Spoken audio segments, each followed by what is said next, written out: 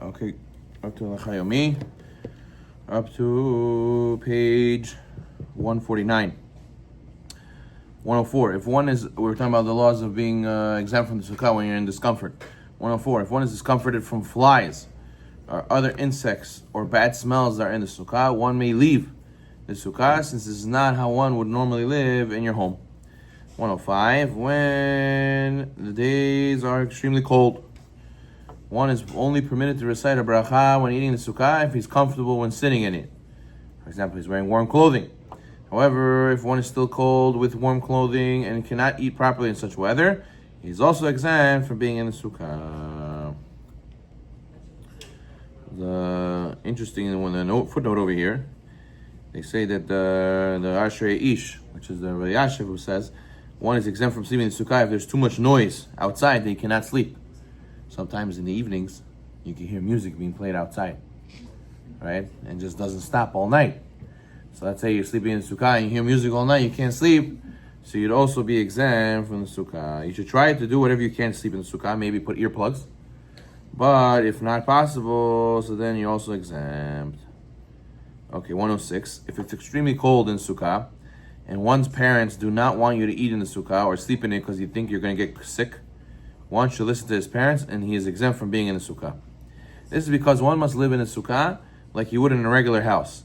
And you wouldn't live in a house or in a room that your parents told you not to live in.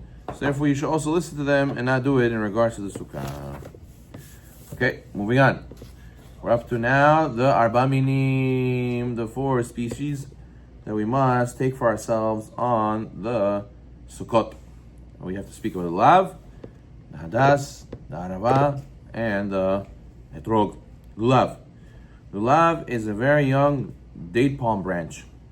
Okay, so when we know palm leaves, they're these big, many leaf, big branches. You can cover. People used to wave kings back in the day with palm branches. They were very big leaves. But we use a baby one that the leaves are not open yet. It's very closed. So number 1, the Torah states, and you shall take for yourself on the first day of Sukkot. The first, it says, kapot marim, palm leaves. Right? The Gemara explains that palm branch mentioned in this verse is referring to its leaves that appear to be bound together before they open when growing on a tree. So the Gemara tells us we have to take it before it opens up while it's still bound up. There are 3 basic parts of Lulav. Number 1, the shidra.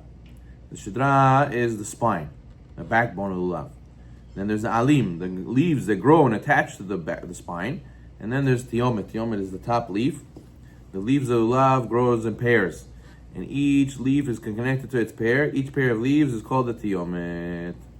Okay, so if you have a leaf and it's ribbed on one side, it's attached on one side, and the other side you could open like this. And then if you want, you could split them apart, but they're really attached on one side. And the pair of leaves is called tiomet.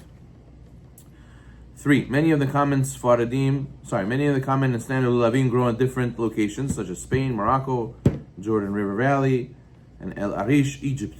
And more versatile lulav is known as dairy lulav that can come from Israel or California. In the United States, the most common lulavim come from Spain or Egypt. Number 4. Strictly speaking, according to Shulchan Aruch, a lulav is only disqualified if the majority of the double leaves are split more than halfway. However, preferably one should use a lulav that even the most middlemost leaf extending from the shidra is not split. You hear this? So it comes out according to Sfaradim, for a lulav to be pasul, most of the lulavs are kasher. For a lulav to be pasul, has to be majority of these leaf pairs that are attached, they have to be majority of them split. So you have the top leaf, and then another leaf under, another leaf under, another leaf under. All of them have to be split. Majority have to be split open for it to be pasul. We're going to learn, according to Ashkenazim, they are scared for the most inner one, the centermost. So they're going to be busy looking at the middle to see if that innermost leaf split or not. They're going to be looking for that. But the Sfaradim, that's not really critical. The most critical is the majority.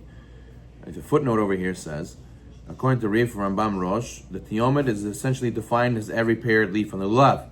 Therefore, according to this view, to disqualify the lulav, most of the double leaves must be split more than halfway. However, Rashi, Tosso, and other Rishonim say that tiomet refers specifically to the middle double leaf. Therefore, the Ramah says, like the more stricter opinion, and he says that the centermost double leaf, which is the highest of the three central leaves, is split. That's what makes it disqualified. But the Shulchan Aruch rules leniently. So you see, for Ashkenazim, it's more, if you get a closed lulav, so then very, very likely that it's not split. It's probably intact, those double leaves. So therefore, there's nothing to be concerned about.